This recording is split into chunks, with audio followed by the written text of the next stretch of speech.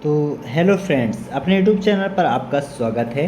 तो फाइनली लेकर के आ चुका हूँ त्रैमासिक पेपर 2024-25 का हिंदी का कक्षा 11वीं का पूरा पूरा 80 नंबर आपको चाहिए तो वीडियो के लास्ट तक बने रहिए। चाहे आप किसी भी ज़िला के हों, सभी ज़िला के मोस्ट इम्पोर्टेंट क्वेश्चन के तौर पर ये वीडियो बनाया गया है और 100% श्योर रखिए कि आप यदि पूरे अच्छे से तैयार करके जाते हैं तो 60 नंबर आपको लाने से कोई भी नहीं रोक सकता है।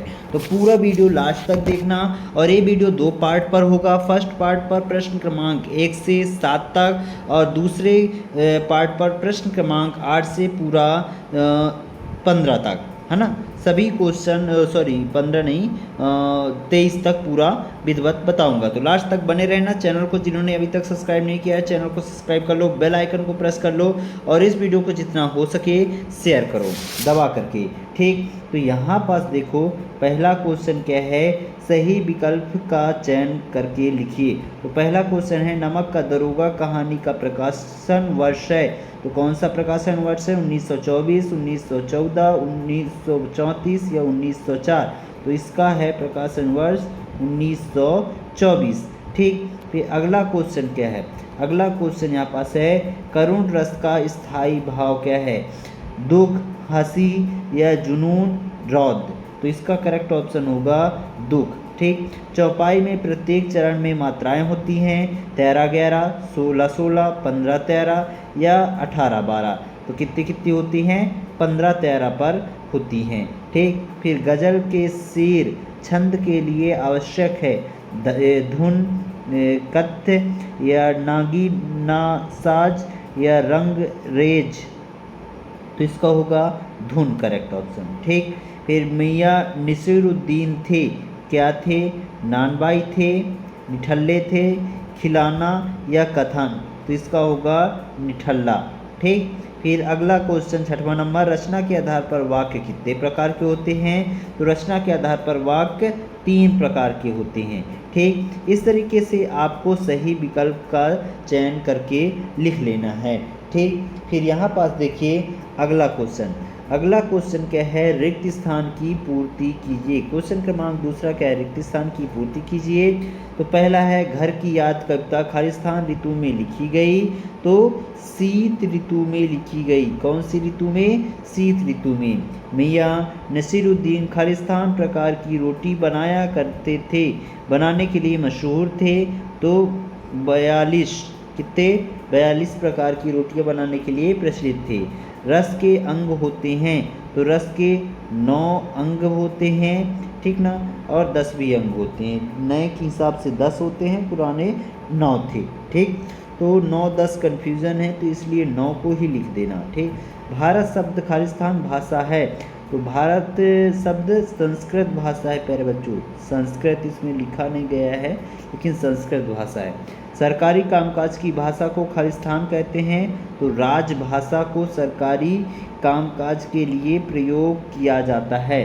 शब्द के पूर्व लगाने वाले शब्दांश को उपसर्ग कहते हैं, क्या कहते हैं, उपसर्ग कहते हैं।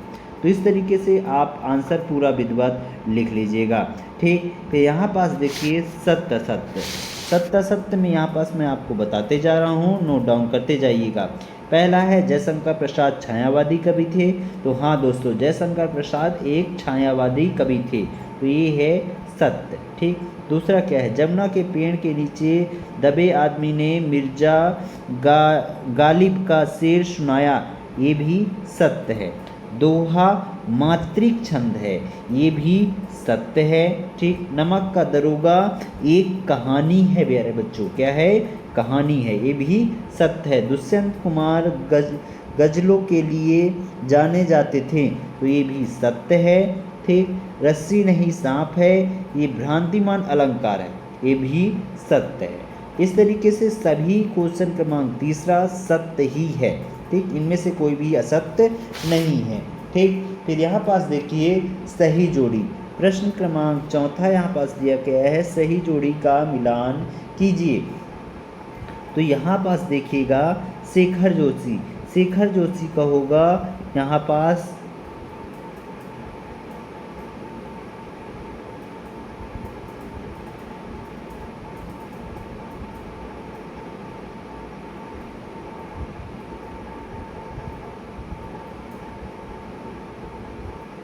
उपन्यास, ठीक।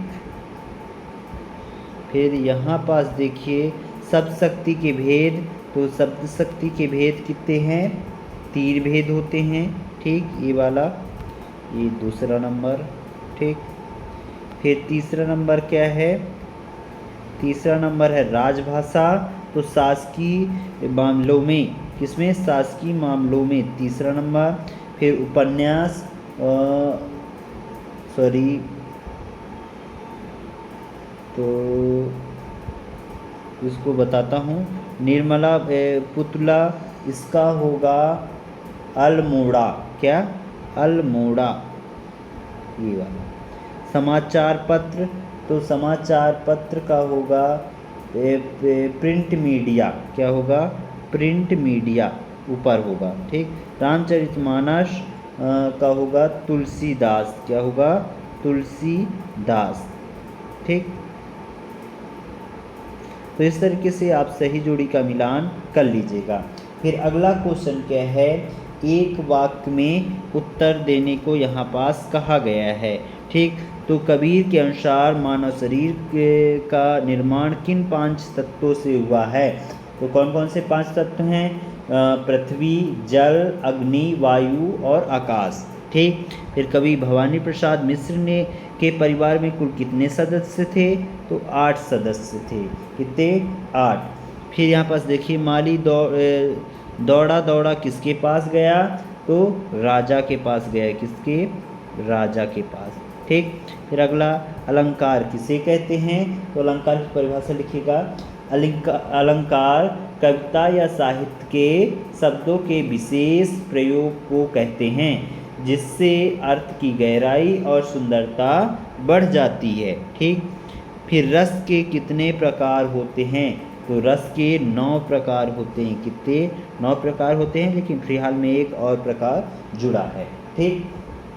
फिर यहाँ पास देखिए टेढ़ी खीर मुंह का क्या अर्थ है, तो इसका अर्थ है जटिल समस्या या कठिनाई, ठीक। फिर आदिवासी लोग दिल के कैसे होते हैं, तो आदिवासी लोग दिल के सच्चे और सरल होते हैं, कैसे होते हैं, सच्चे और